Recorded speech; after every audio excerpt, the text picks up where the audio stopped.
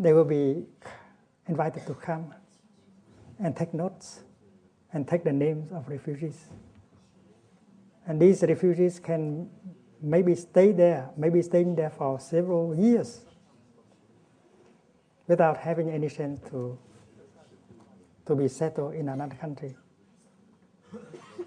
Because the UNHCR did not work diligently at all.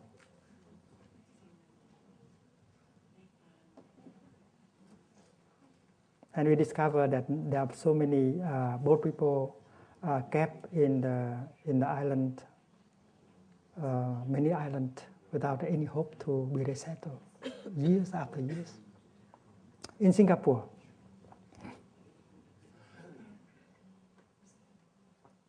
we had done something illegal.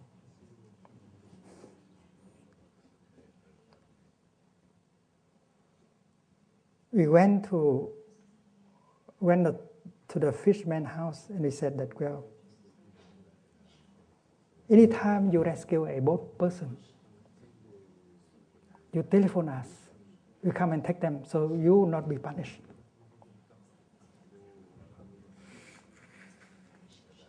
So we gave them our telephone.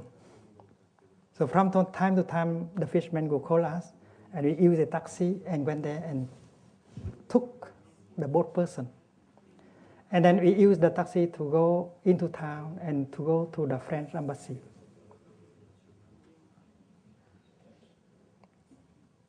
I have to say that the ambassador of France in Singapore, his name is Philippe Gassot, is a man of heart. He knew what we were doing. We came at night when the embassy was closed. So we took the boat person out of the taxi, and we helped them to climb into the compound of the embassy and tell him to wait there. And in the morning, the ambassador came with his personnel. They opened the gate and saw someone. And who are you? Well, I am a boat person.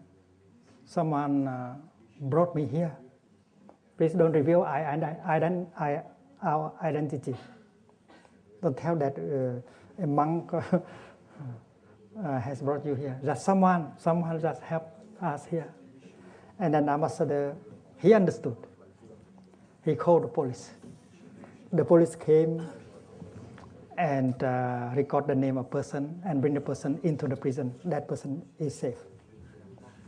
Otherwise, the policy is to push them out and die in the sea. We did many illegal things like that. Finally, we were discovered. We had hired 3 boats, and our 3 boats were full of refugees, of boat people. Our intention is to sell them to Australia.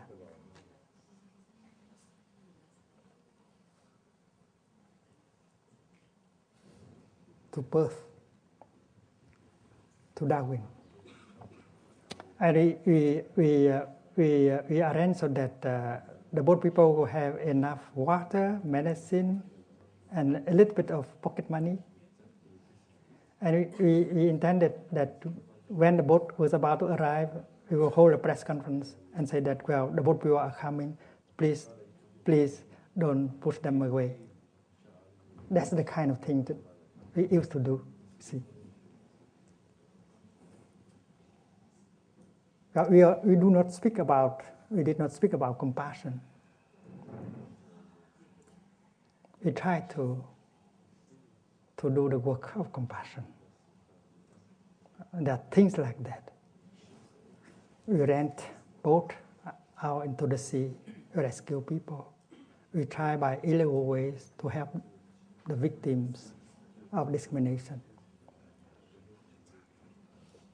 One night, the police of Singapore came and surrounded our office. They have discovered the underground network.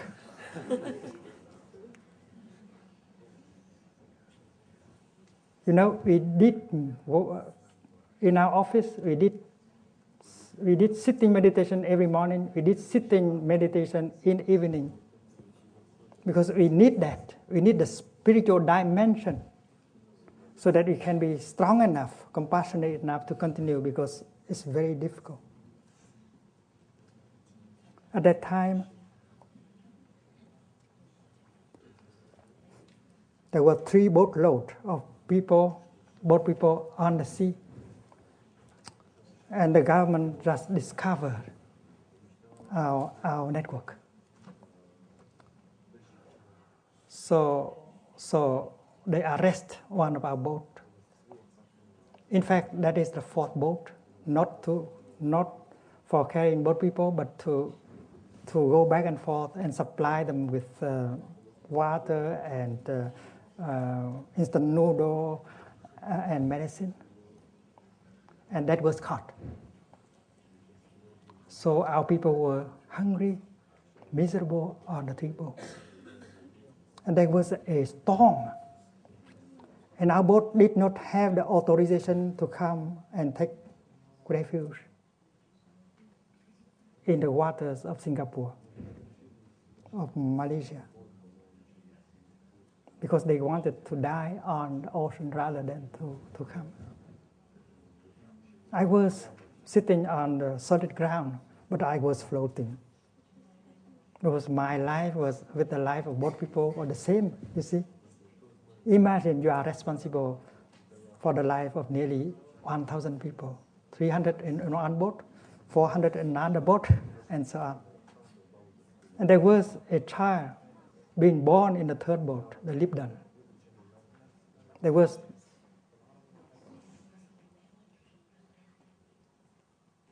and I was in communication with that boat. It's so difficult. And if you don't practice sitting meditation, walking meditation, you become insane. You cannot be yourself. You cannot help. And that very night, my office was surrounded by the police. At midnight, they came and confiscated our passport. Sister Chen Kong was there. Her passport, French passport, was confiscated also. I hold a refugee passport. And they gave us the order to leave the country in 24 hours. How can you do that while almost 1,000 boat people are still in your responsibility? Very difficult.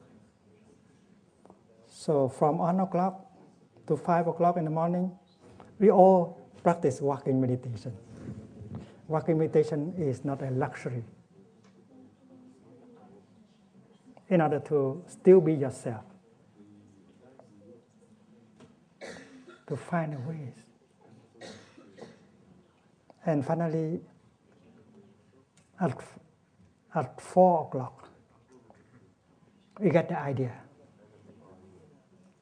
We said that we have to go to Philip Gasso. We have to ask him to intervene so that we can stay 10 more days to wind up the operation. And then we were out at 5 o'clock, but there was no taxi. And the embassy will open only at 9 o'clock. They were not in a hurry. They didn't have 1,000 more people to take care of.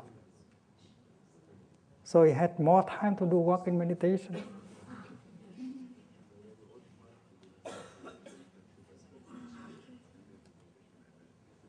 And then we were there at the gate of the embassy when it opened, and we went in. And we talked to the ambassador, and he wrote a letter to the government of Singapore, intervening in our favor, asking them to allow us to stay 10 more days to wind up the operation.